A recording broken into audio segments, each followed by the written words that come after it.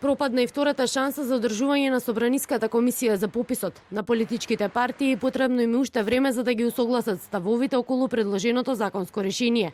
ВМРО ДПМН со низа забелешки за предложениот закон, кој со недели беше заглавен во собраниските фиоки. Од опозицијата бараат нивните предлози да бидат прифатени, а законското решение да биде усогласено со стандардите на Евростат и Обединетите нации.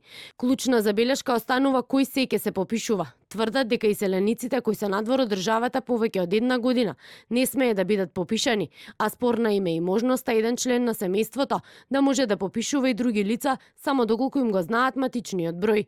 На ист начин како што се попишува населението во Европската унија, во Германија, во Белгија, во Шпанија, во Италија, во Австрија, исто така да се попише населението во Македонија. Тоа е европски предлог, тоа се европски критериуми, а не политичките договори на Зоран Заев. Владата не отстапува. Пребројувањето на населението мора да се одржи во април следната година. Децидни се велат законот е според европските стандарди. Иселениците велат од владата ќе се попишуваат само како диаспора, не како вкупно население. Домакинство кое што влегува во попис во Република Северна Македонија е секој кој што живее тука, се одселил од државата не подолго од една година.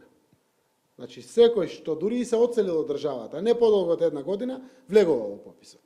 Секој што е повеќе од една година надвор, се попишува, но не влегува во домакинства кои што го сочинуваат пописот како граѓани кои што живеат во државата. На иста бранова должина и коалициониот партнер на СДСМ. Председателот на Комисијата за европски прашања Артан Груби вели дуи нема никаков проблем во врска со предложениот текст.